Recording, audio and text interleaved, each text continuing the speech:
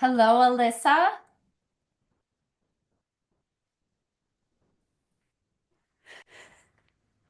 How are you? I am good. I'm really relieved that this is working. Last night, I had a meeting with a group of people and I set it up and like the sound, the camera, everything. I'm like, oh no, It felt overwhelming. a little bit. So it is really nice to see you in person. You too, definitely. Yeah, I'm excited for tonight.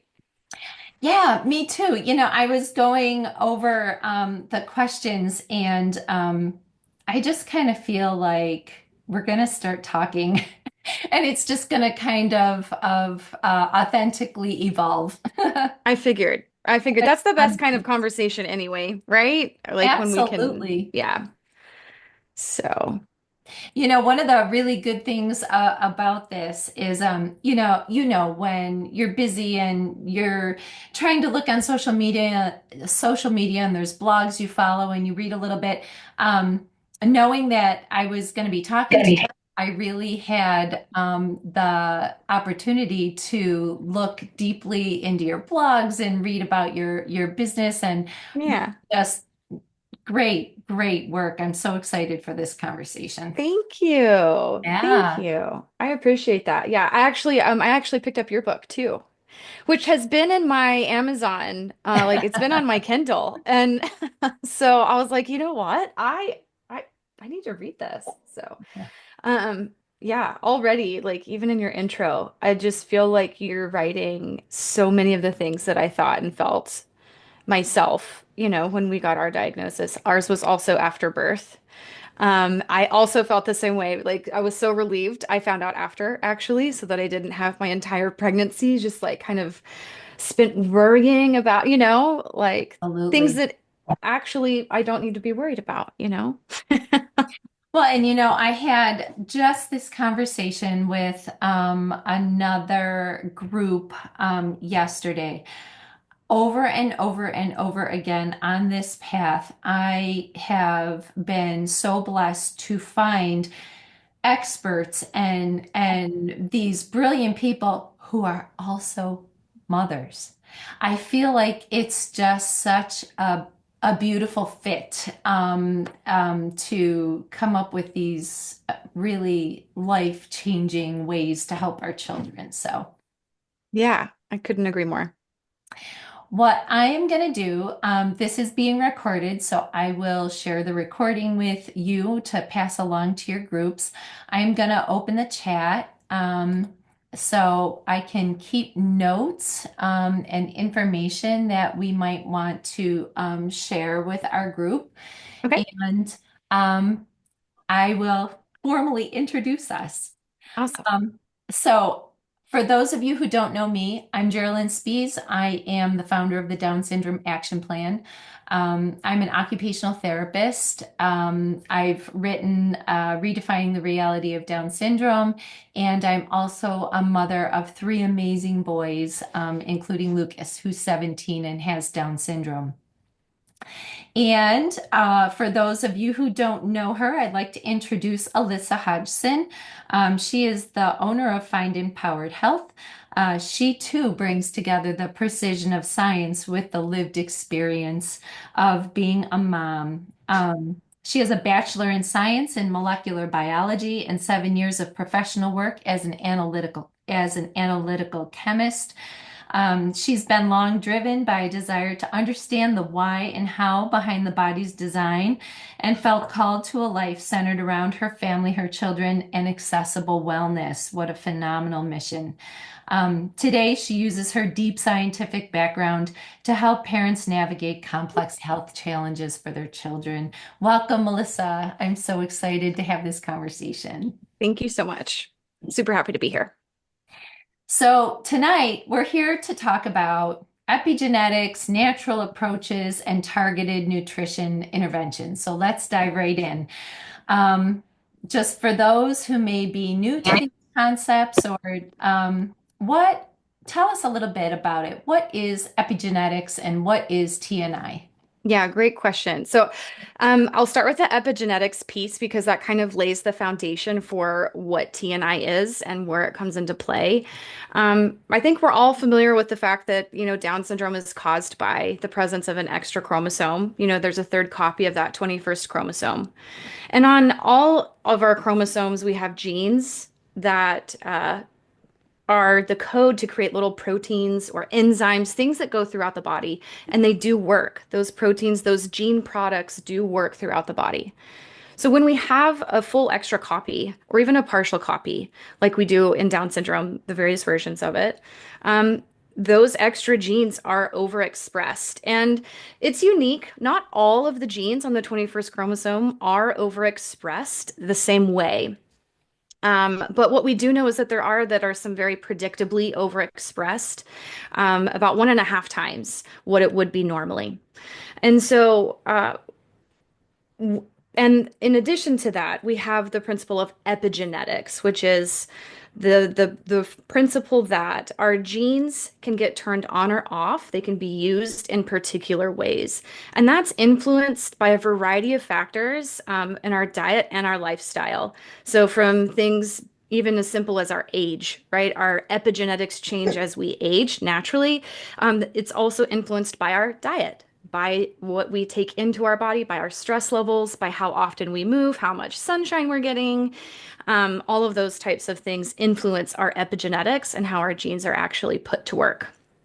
So, with that in mind, TNI was developed with people with Down syndrome specifically in mind. And so we're using specific nutrients to target and influence those genes via epigenetics. And so in some cases, we can target the gene itself and encourage it to be down regulated or put to work less often. In other cases, we don't know of really reliable natural sources to downregulate genes. So what we do is we target a way to kind of interrupt the imbalance that the gene products cause. And so we can upregulate things in other places in our genome to help restore balance and homeostasis to the system. So that might sound like a lot of technical knowledge, but the idea is that that extra chromosome is creating metabolic chaos and biochemical chaos in the body. And we're just simply using targeted natural food-based nutrients to target the genes or gene products to restore balance. This is such a critical point. There's so much overage when you have a trisomy, and it's unpredictable. And as you said, not everything is overexpressed. Some of it is overexpressed. And traditionally, the approach to our children, of all populations, the approach to children with Down syndrome is such a broad brush. Like Down syndrome is one thing, and there is one way to approach it. And that is the complete opposite of everything I believe, and I know everything that you believe. Um, Tell us a little bit more about the targeting. So I know for me, when I think of targeted nutrition intervention, like I don't automatically think of a product. I think of all the other the holistic things that you do, the other epigenetic things. But tell me specifically about some of the targeted nutrients that we're looking at in specific relation to Down syndrome. Yeah, great question. So, first of all, we do know that people with Down syndrome do have, some typical patterns in their blood work and nutritional profiles, right? Nutrient profiles when we're looking at that. And so there is a multivitamin called Nutravine that is formulated specifically for people with Down syndrome. So just like we have multivitamins formulated specifically for women or men or children, we have one specifically formulated for Down syndrome. So it's very straightforward. It's incredibly safe, and it's just that like little extra bit of customization that's really targeting what this population group is needing. It is still very general. You're right. It's a very broad brush stroke, but it's at least a starting place to help provide some more specific support for what their bodies are asking for. I've Um, I've always seen it as just that, as foundational. And it always struck me as odd, like even, if you go down that path and then you end up taking your child to like a well doctor's visit to the pediatrician, the pushback, and it's always been surprising to me because, as you said, there's vitamins formulated for every different possible need, women, children, and of all populations, these serve as a foundation for our children. Yeah, completely agree. And I think that pushback, is rooted in, I think just their training. Obviously, I think most doctors care. They're doing what they're Oh, doing sure. because they care. But their training is just very different. Most MDs are not receiving, deep nutritional training or things like that. They're not trained on vitamins. They're not Right. trained on herbs. They're not trained on things like that. And so they're operating out of the playbook that they're trained in. Absolutely. Um, Tell me a little bit about if a parent starts this, what they can expect. Um, I I think that I don't even remember. I think I wrote it in my book. When Lucas was little, we started a product and it didn't sit right with him. And for him, it was too much of like methylated B12, so we had to tweak it. How would a parent start on this path? And be comfortable with the path they're on for their child. Yeah, that's a great question. And everybody is unique. I always recommend with any supplement that parents start one at a time and they start at below whatever the recommended dose is, and you slowly titrate up to that recommended dose. And that's because these, even though they're natural, they are creating change inside Mhm. the body, and we do want to give the body time to adjust. The analogy that I like to use is the Tin Man in The Wizard of Oz when he's all rusted up. Dorothy didn't come over with a sledgehammer and just break all the rust off, right? They did a little jig, a little song and dance, and they used the oil can like a little bit at a time. And that's really what we want to do because we're actually giving the cells the ability to create more energy and do more work, but that also leads to more waste and more waste products. And so we just need to give the body time to adjust to that. So that would be my very first recommendation. And some of the things that you might see if what you're giving your child is um, overwhelming, for lack of a better way to put it right now in this moment, doesn't mean that it's dangerous. It doesn't even necessarily mean that it's not the right fit for your child. It just means they need time to adjust to those metabolic changes that are taking place.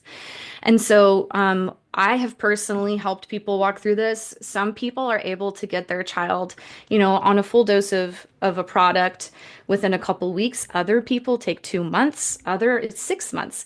It really is dependent on that child's body and the whole scope of what's going on in Mhm. their body and in their lifestyle, what the parent can manage, family systems. It's all connected. And so some things you might keep an eye out for would be irritability, excitability, disrupted sleep patterns, things like that, can be a sign that just the body's struggling to balance things. Um, and some of the other nutrients that I didn't touch on earlier that are specifically targeting some genes or gene expression are EGCG, which is the active component of green tea, and also curcumin. So these are targeting specific genes or gene products. I don't know if you want me to go into those or not, but those are, if you do a search for those, you're going to find a ton of benefits, even for the typical population. These things are very safe.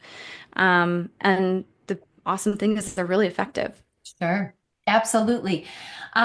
When I think of not necessarily T and I, but when I think of the term targeted nutrition, it lends me to think of all the beautiful epigenetic things that we can add through diet and lifestyle. And I know that is part of your practices as well.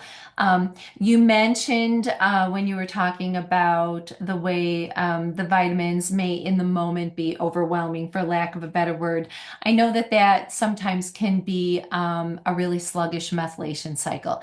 What nutritional epigenetic inputs can parents add to help that foundation of methylation of support to accept this protocol a little bit easier in the beginning? Yeah, so when it comes to methylation, the MTHFR mutation has gained a lot of popularity and interest in the last decade, right? It went from something fairly unknown. Now most people have, at least in the that are venturing into the natural space, have at least heard of MTHFR.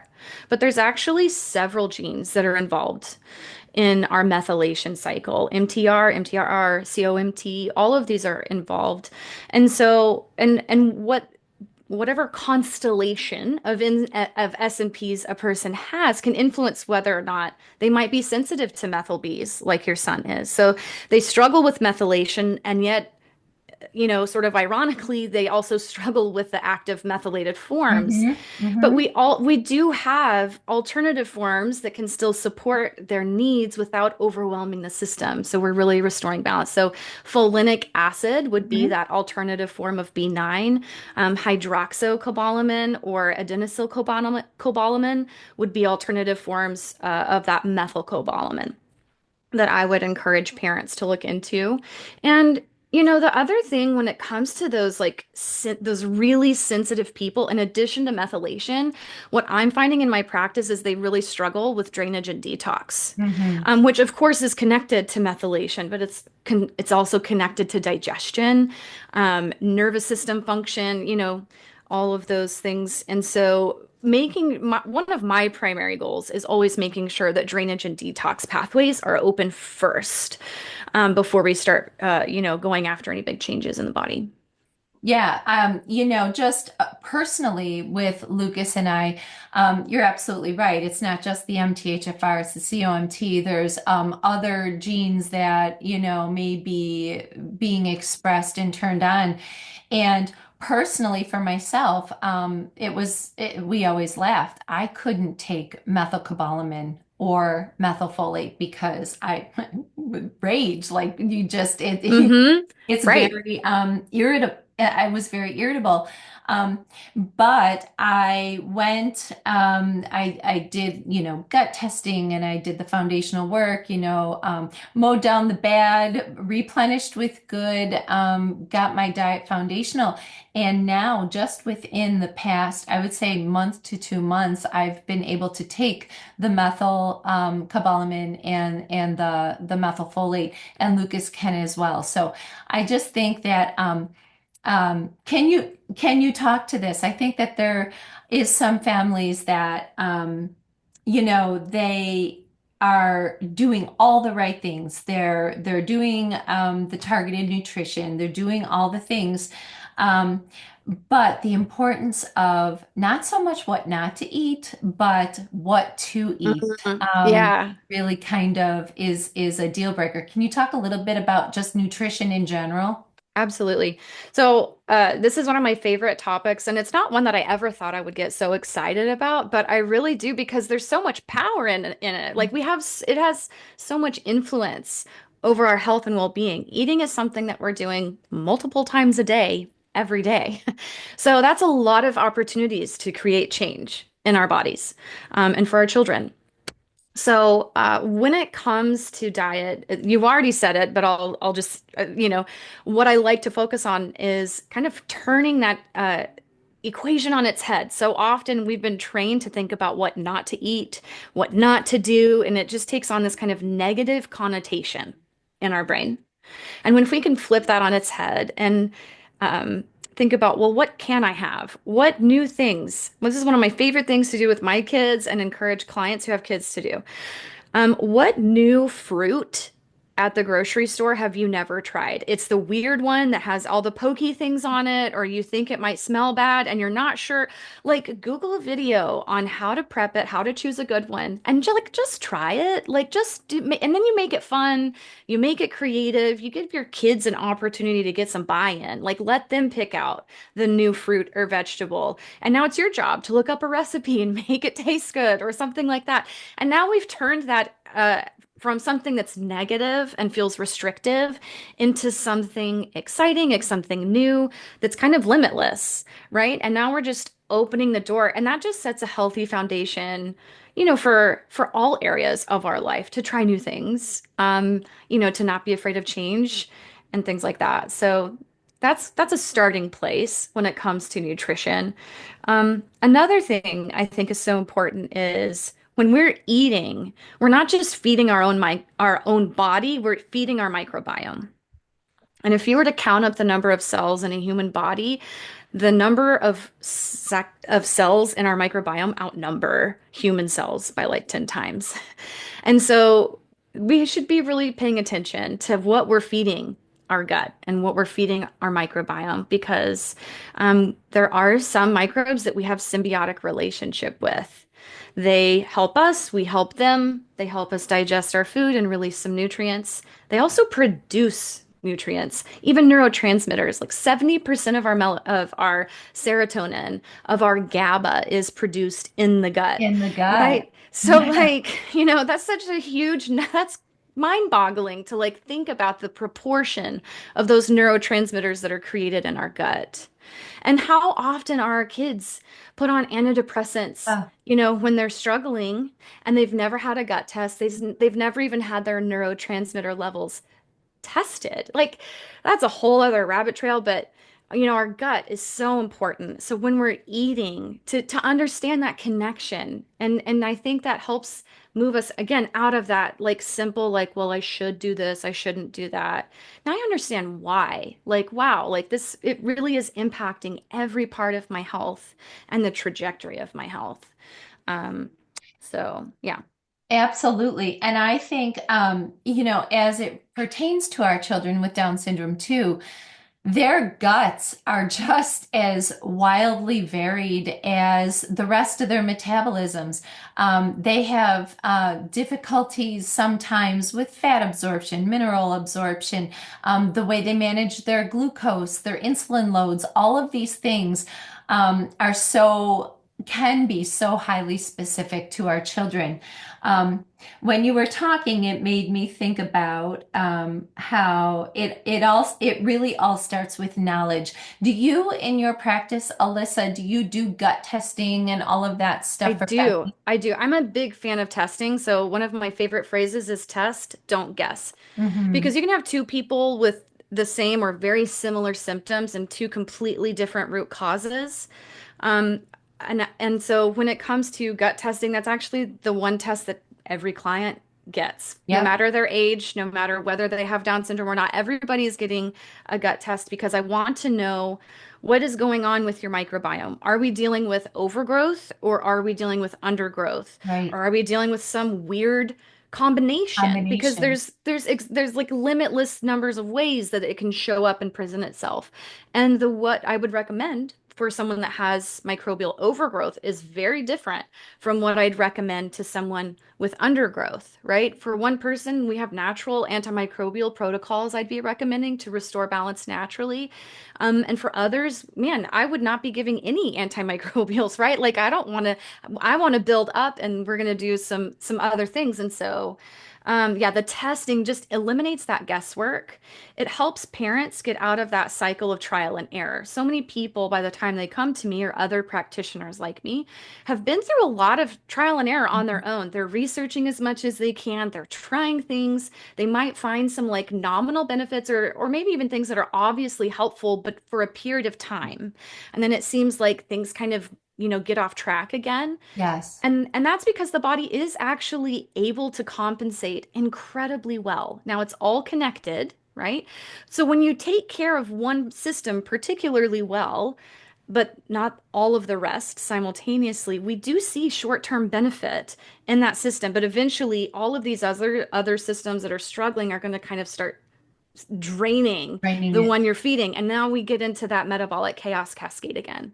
And so, yeah, eliminating the guesswork, getting out of that cycle of trial and error, and shortening the time between where you are right now and actually experiencing optimal health, getting that shortened is really impactful for us, for our kids, our stress levels, Oh our my family gosh. unit, Well, there's many layers. co-regulation we could probably talk forever on that as a practitioner and mothers. Yeah, Co-regulation is one of absolutely. those things that is so epigenetic across the board.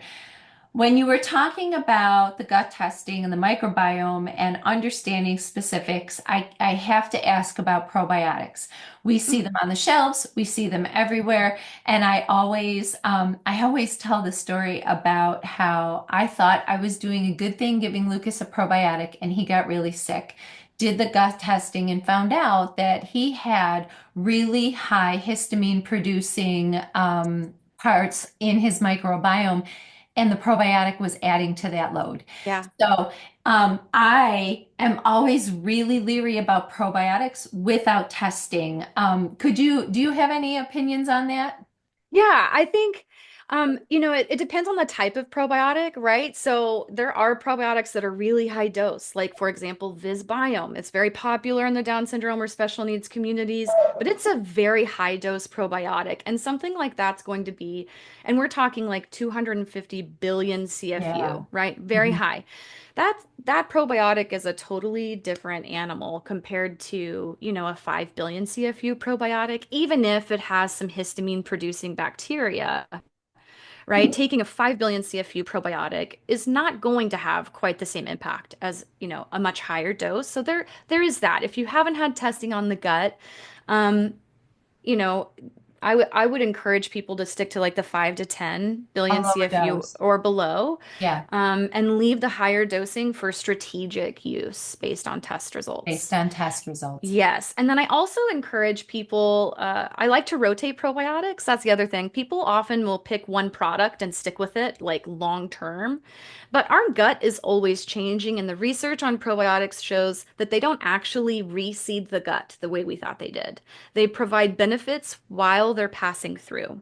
So, in the name of variety and resilience, I always encourage clients to switch up their bottles every order or two and rotate through a handful of pro. That way, you're getting different strains, you're getting Yes. different benefits, and variety, whether it's with probiotics or even your diet variety, is very protective against imbalances, nutritional deficiencies, dysbiosis, and overgrowth, and things like that. I don't think that we can have a nutritional or a gut conversation in the context of Down syndrome and not talk about constipation. Oh, good. I wrote some notes on it, so Great. throw it at me. Um, tell us what you know. Like I know, just in the Down syndrome action plan alone, people will come in and they'll say, my daughter is constipated, and here's all the things we've tried, natural, some not natural, and we know that if we can avoid that, we want to. Um, but there's no consensus. It could be thyroid, it could be gut, it could be imbalance elsewhere. What is your thinking around constipation? Yeah. Well, the simplest way to summarize my thought on it is unfortunately it's all connected. So that would be my consensus statement is that we have to consider all of those factors, and that's so often what's missing in the medical approach to constipation is the GI specialist isn't communicating with the dietitian who isn't communicating with the endocrinologist. They're all siloed. And so parents are getting really different advice depending on who they may go to in those cases. And what I am hoping to do is to help parents learn how to consider the big picture. I think it's great. I love to zoom in at like the details of what's going on in each of these systems. But we also have to, just like when we're doing a puzzle, we have to be able to kind of like zoom out and just scan and look at the big picture from time to time and see, what kind of balance or imbalance is existing. So when it comes to constipation, I think the things that are easy for parents to consider and conceptualize are hydration, right? We need fluids to be able to move the stool through the intestines. Bulk, so we need enough fiber. Are they eating? Are they eating solids? Are they eating purees? Like, what does that look like? Um, Nervous system function impacts or motility might be another way to think of that for a parent. So our digestive system uses a process called peristalsis, where our smooth muscle tissue contracts in kind of like a rhythmic motion to move the stool through the intestines and eventually out of the body. So we need good motility. And we also have to consider the health of the microbiome, which we've talked about. So the gut, the gut bacteria, and also our mucosa. So that's something that I see often left out, and it's one of my favorite things to talk about is the lining of the gut. The lining of the gut fascinates me. There's a single layer of cells that separates the inside of the intestine from the blood supply. That's going to take all of the things that we're absorbing through our intestines directly to the liver before it goes through the rest of the body. So we need that single layer of cells to be incredibly resilient and very healthy. And if it's not, then things that are going to cause inflammation have direct access to our bloodstream. What are And some so, things that impact them? What are some things that impact the health of those cells? yeah. So, emotional stress alone is enough to cause leaky gut. So, for both children's and parents, just pause and take that in. Like, emotional stress alone is enough to cause leaky gut. That is huge. So, back to that point on co-regulating, yeah, we could do a whole talk on that. Um, Antibiotics, um, foods, certain foods can impact that. We know that gluten causes an increase in a molecule called zonulin. Zonulin is a molecule that does work in on those tight junctions. So if you can picture each of my hands as a cell, we're going to get a little nerdy for a second. Each of these is a cell. We want them to be close together, and they provide what's called a selectively permeable membrane, kind of like the doors and windows on your house. You choose when you open them, when you close them, what you let through or out. And so, in the same way, that's what our body is doing with these tight junctions on these mucosal cells. Zonulin comes along and tells this tight junction to open up. And that's a good thing if we have like an infection in our intestines and we want to get it out of our body. Our zonulin comes along, opens it up, and lets water through. We have diarrhea, we can clear the infection.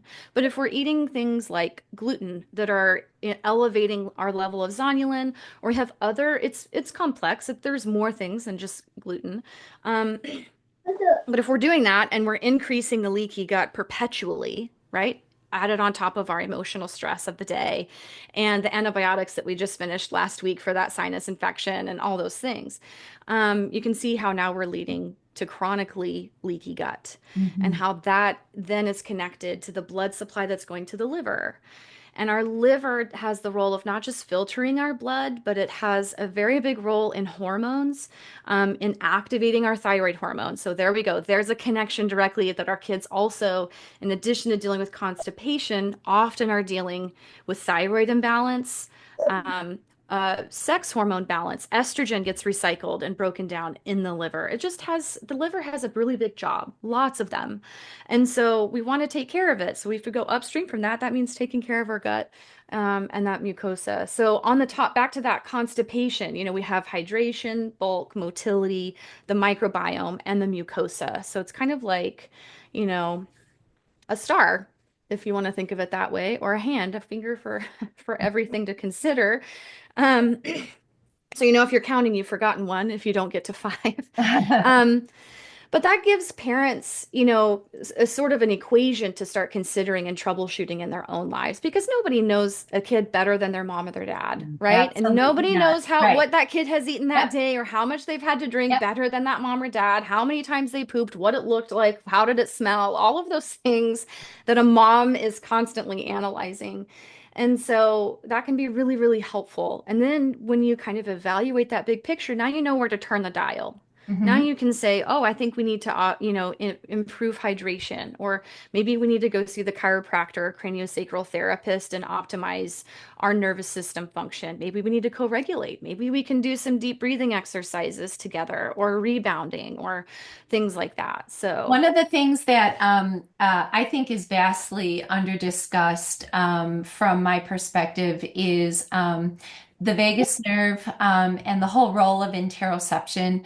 Um, mm, We know, some of our children, have difficulty learning to use the toilet, and I firmly believe it's because their interoception system is under responsive. They don't feel the need to go to the bathroom until it's too late. They don't feel the urge.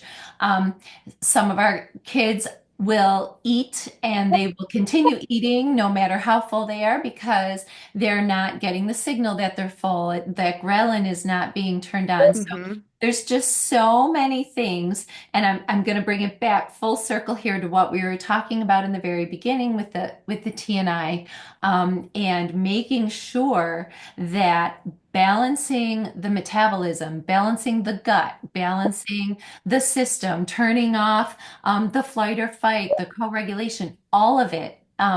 There is no ability for us to be reductionist in the way we look at our children's health. Everything is connected. You Everything. cannot supplement your way out of a bad diet or poor movement or terrible, like we have, it's comprehensive.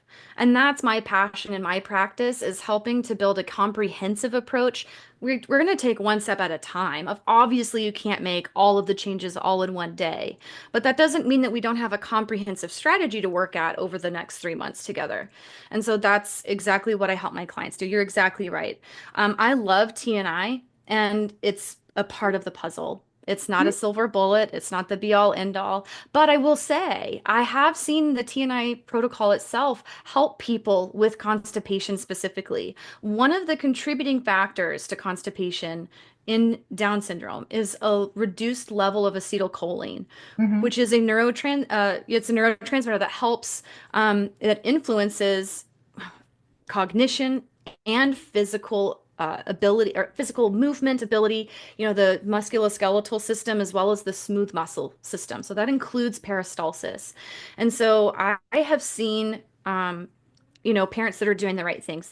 They're eating right, they have the hydration dialed in, the veggies dialed in, they're on a good probiotic, all those things. And when we can get them started on some of the supplements there in TNI, it makes a really big difference. Now we're also dialing back that metabolic chaos that's caused by that extra chromosome, right? So I feel like being able, it's a yes and. It's not an either or. Of course, we need individualization and personalization with this, but there's still some general principles, I'll say, not rules, general principles, guiding principles that can inform, strategies for most people.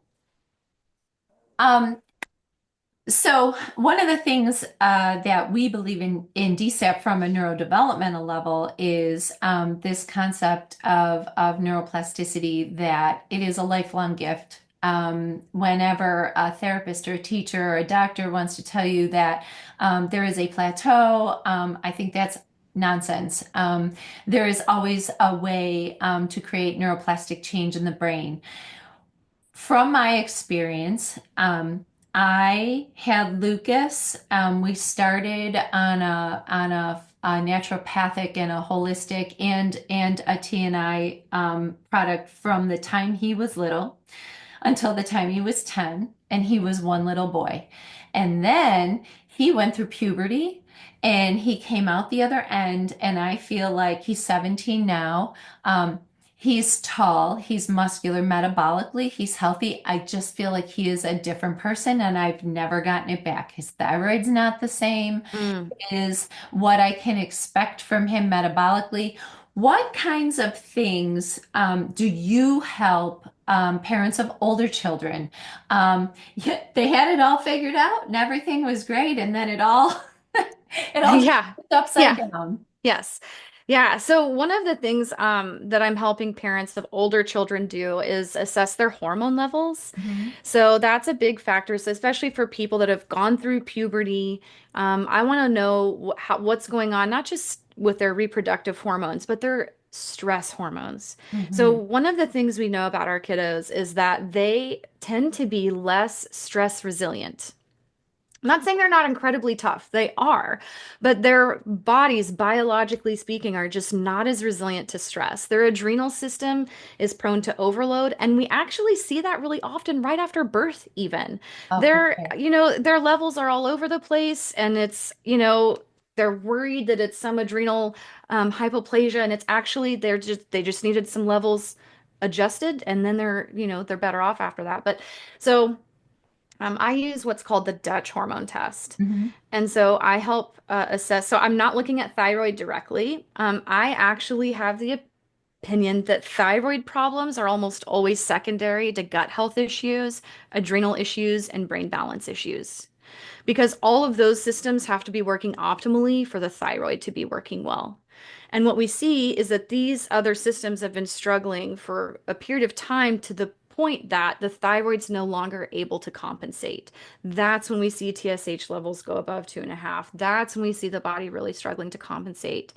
And again, the crux of it is the liver. The liver's there connecting the gut to the hormones, the brain, and all of it. And so, by looking at the gut along with hormones, I also do use a neurotransmitter test. A lot of my older clients are coming to me with some concerning signs about loss of skills, Yeah. um, you know, a decrease in, interest in being social, reduced speech, things like that. And so, rightfully so, the parents are concerned.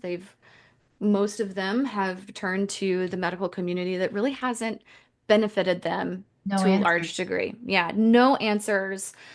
Um, Many of them are put on very high-powered medications, again, with little benefit, no benefit, big risks. And we're talking like big, big things, Hmm. like sedatives and Yeah. antipsychotic meds. And again, let me say, there's a time and a place for Western medicine and for those things, but for just these foundational health principles to not have been investigated first, I Right. think, is what I personally just find so disappointing. So I help my parents do that, where we look at those. It's a true systems-based approach. Sure. Um, and so then we put the puzzle pieces together. And I build a comprehensive protocol based on what those test results are telling me, along with the symptoms that the person is experiencing. Too often, we've all experienced this either for ourselves or our kids. Something's off, it's not quite right. We go to the doctor, but the blood work is normal and you're Everything's fine. fine. Everything's fine. Fine. But what that really means is they just can't diagnose you with a disease yet. They can't Right. prescribe a medication or a procedure for you yet. Sure. That doesn't mean you're living in optimal health or that you're thriving, and that's what you're feeling. So I also use symptoms to help guide. So we put that picture together of the test results and the symptoms, um, and we go from there. Yeah. I was just thinking about what you were talking about, how our children are not very stress resilient. And just in the work that I've been doing with families, whether it be through retained primitive reflexes, or whether it be from a dysregulated sensory system or a not integrated sensory system, our children very often, in my mind, do not have a foundational level of physiological safety. They don't know where they're Hmm. sitting, they don't know where they're moving. Loud noises shock them. They are constantly in flight, fight, or freeze. Right. And it is a constant flood of cortisol. Um, Yeah. and so, again, another full circle moment. The holistic approaches of the mind-body connection, the body-mind connection, the deep breathing, the visualization, the vagus work to get that system calmed down, to try to turn off that stress response. It really needs to be a priority because it's just so difficult. And that is something that I guide my parents towards. I'm looking, so not only is the protocol that I'm developing for them individualized, it's also comprehensive. So we have lab work that's comprehensive, symptom surveys that are comprehensive. The protocol itself is comprehensive. And so I explore with parents, like, what are all these possible hidden stressors in your life? And we go through everything. And I mean, yes, social emotional stressors, but like, what kind of cleaning products are you using? Or do they have fragrances? Are you using artificial fragrances in your home? What kind of cooking products are you using? Are you using Teflon? And things that are they're releasing just these chemical stressors. How many rounds of antibiotics have they had to be on in the last year? What can we do to boost their gut health and repair that and prevent that cycle from continuing? So we're exploring those stressors and cortisol. Oh my goodness. cortisol has the longest half-life of all of our stress Of hormones. course it does. It's like 1 to 2 hours it's active in the body. And so yeah, so when we have a person that's living in constant fight, flight, or freeze, um, and that cortisol, man, they just don't get a chance to come down off of it. So then when we go through something like puberty and we're experiencing more stressors, and even just within the body, the change in those systems, um, I like to describe it in terms of vital reserve or a biological gas tank, right? Sure. That over time, that gas tank is just running on and lower and lower and lower and lower, so that eventually it just takes one little stressor to kind of like empty the whole tank, and now we're in a real crisis point. And unfortunately, those symptoms that we can see on the outside as measures of stress are the tip of the iceberg. And underneath the surface are all these biochemical processes that are going on that you can't necessarily feel, that have been out of balance for quite some time. And so cortisol is one of the biggest hormone focuses that I take with all my clients, but especially my clients with Down syndrome, when appropriate. I don't want to put a, I don't want to ask a client who's fresh out of puberty, to take a Dutch test or anything like that, unless it's really warranted, depending on what their symptoms are. But yeah, getting that cortisol under control can really make a big difference in the grand scheme of things because it influences our metabolism. One of cortisol's main jobs is survival, right? And so when cortisol is elevated, what we see happen is digestion slows down. Might that be contributing to constipation? Constipation. Yeah. Our immune function slows down. Chronic Might that be infection. contributing to our chronic infections? So yeah, absolutely. So, hormone production slows down, right? So now we have more imbalance and blood sugar goes up because the point of it is survival. So, we've got to be able to run away from the bear really, really fast. And to do that, rather than digesting our food and creating energy through that long and slow process, our body would rather take the sugar available in our liver and in our muscle cells, actually, Mhm. before it'll even touch the sugar in our fat cells. So you have to understand, like, cortisol will break down our bodies so quickly, and again, further hinder the liver's job. And so then when we have chronically elevated blood sugar, we have chronically elevated insulin. When we have chronically elevated insulin, we get cells that stop listening to it. Insulin's job is to escort that sugar into the cell.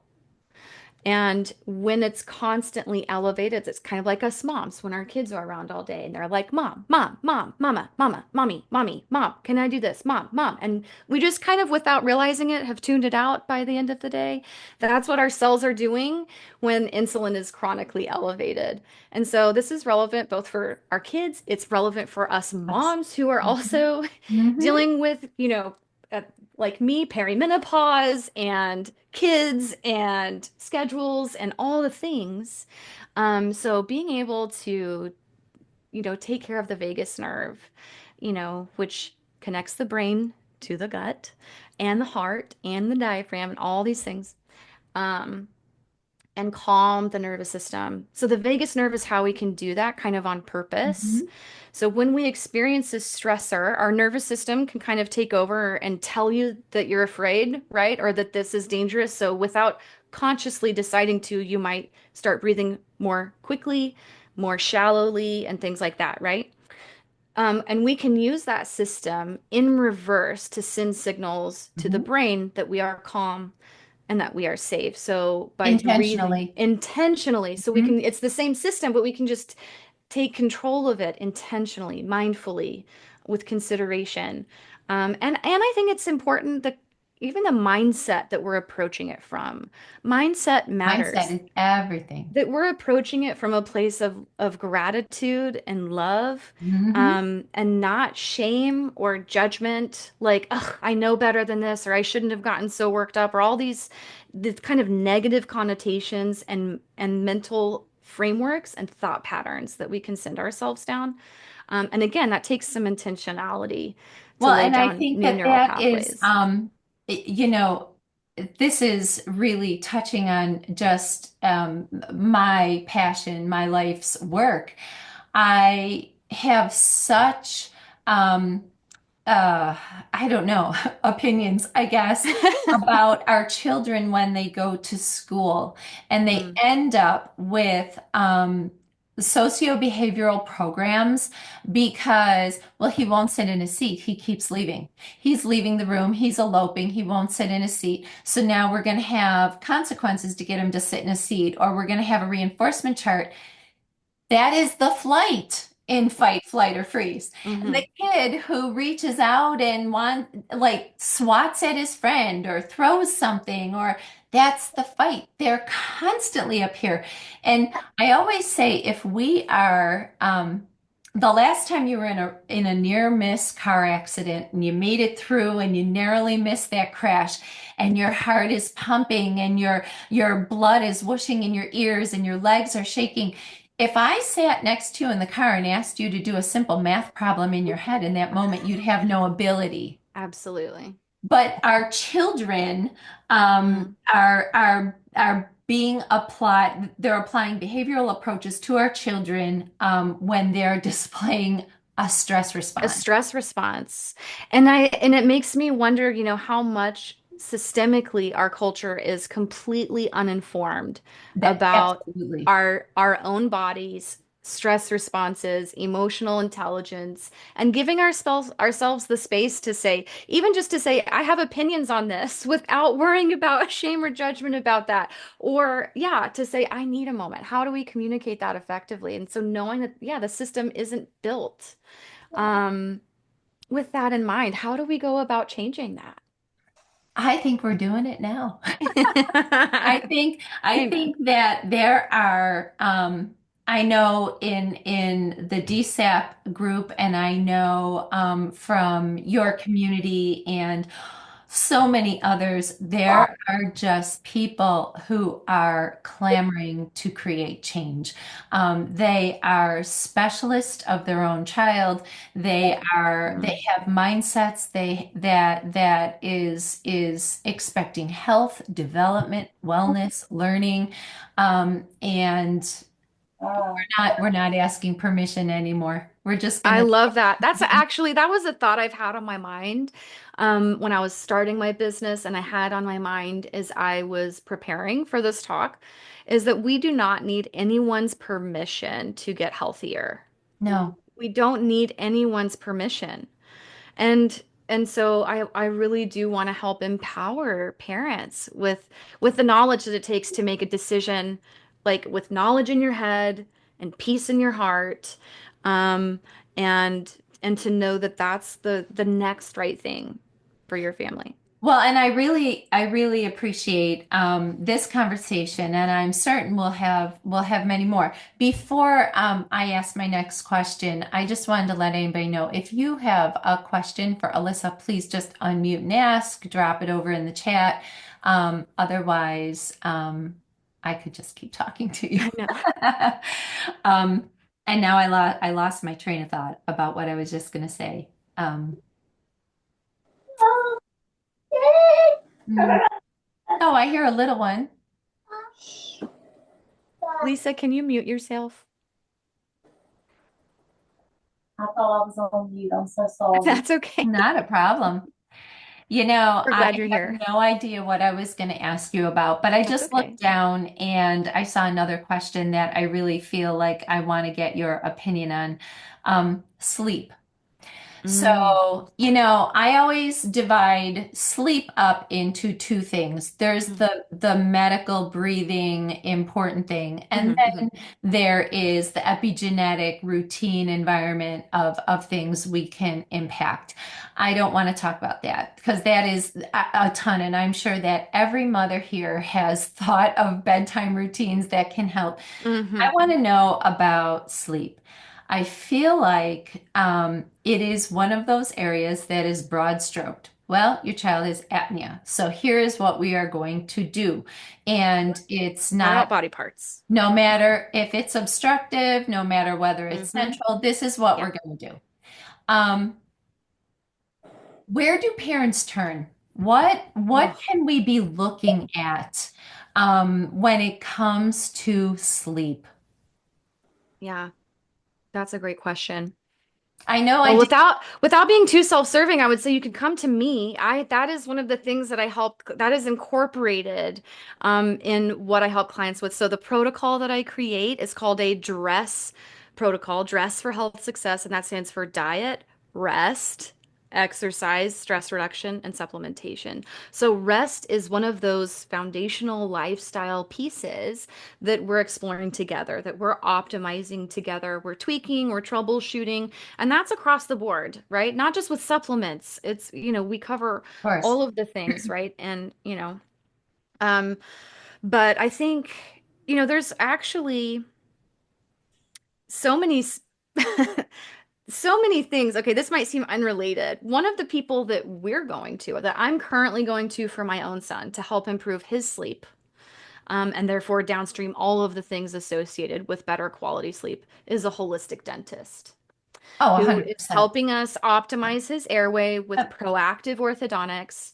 We're using a little habit trainer, is what it's called. It's silicone. It's How old is not, your son? he is 7. He's 7. So yeah, my son with Down syndrome is Hunter. He's 7 years old.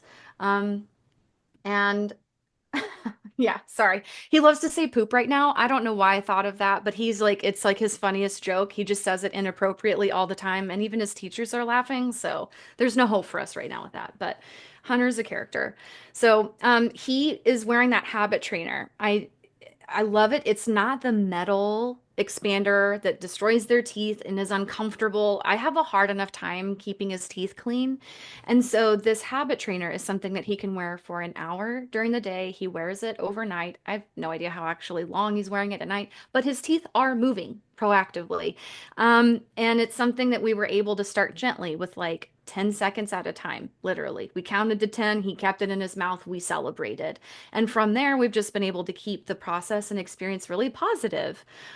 It's not painful for him, but it is effective. And so that's something that I hope parents, might be able to explore. The company that makes the device is called Healthy Starts, and it's part of a company called MyoBrace. Mhm. And so both of those companies are, really centered around proactive orthodontics, palate expansion, which then can affect airway development and things like that. And so that's a place that parents can turn when we're dealing, with sleep issues, something like that. So this is palate expansion is another passion of mine. I don't know if you know our story, but Lucas has done palate expansion cyclically since he Mm, was 5.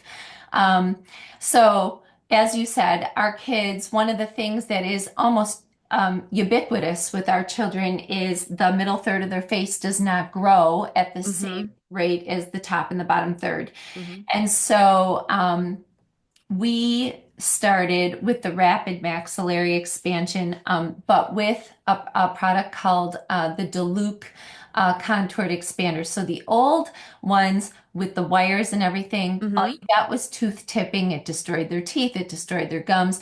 This is a custom molded that moves the palate. Um, Love that. I chose rapid, and years ago I would have said, I think you should only do rapid maxillary expansion. I don't believe that anymore. I think the benefits to doing it rapidly is that it stimulates the bone to respond. And you get that half inch of movement in 30 days. And then you got to keep it in for extra long because our children's metabolism don't hold. Yeah, so you got to fill it in, right? Yeah. So you got to leave it in there. I think he left, Lucas would have it in for 8 months after we were done turning just to make sure. Whether you do myobrace, whether you do rapid maxillary expansion, Exactly. Yes. do something. Do something. Exactly. No, I completely agree. And I shared the reasons that for me that we were drawn Yes. to MyoBrace. But there are a lot, like you said, there are many good But there, options yes, out there there. are there are There's all kinds. And yes. if you consider that on the other side of that, posteriorly sits the pituitary gland, and it's getting crunched if that palate isn't wide enough, and then it Hmm. gives rise to So then we all. have the thyroid, we have the HPA axis, the adrenals. So we're back to I square even one. think Yeah. the optic chiasm is affected. I read a study that hypothesized that's the reason for our children's distinctive shaped eyes because the optic nerve shears because the bone's too small. Oh my gosh. Whether that's fact or not, I don't I know. feel But like I mean, it makes sense again because it's all connected, right? yeah, The form and function and the form. yeah. There's a bi-directional relationship with all of it. Danielle and Tiffany are both asking about expansion. So I will speak about rapid expansion. I would say we started at 5, which was young. You can start as soon as you want, but the biggest thing is going to be your child's ability to comply with it, and you don't want to introduce trauma. If it is, Hmm. you're going to lose the battle if there's trauma. So. I would wait until your child is comfortable going to dentists, comfortable with things in their mouths. Alissa can probably speak to her method a little bit better because that's usually more tolerated at Yeah, yeah, I would say, our dentist was, fine with starting him around the age of 4 or 5. We just happened to wait for him, and I think his true readiness, also my readiness to make sure that I could, Yeah, again, as a family unit, that we could manage making sure that he's wearing it for an hour a day and so on. So I would say that's really unique to each kiddo. So find the dentist near you and work with them on that. And the younger the better, but starting at, you know, 8 is better than not starting at all.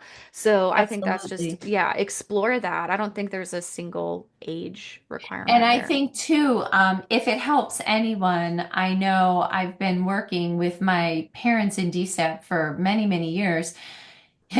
Trying to find the person to help. So, like, they'll find an orthodontist, but the orthodontist doesn't understand the specific needs of a person with Down syndrome. Hmm. So, a holistic dentist is a good place to look.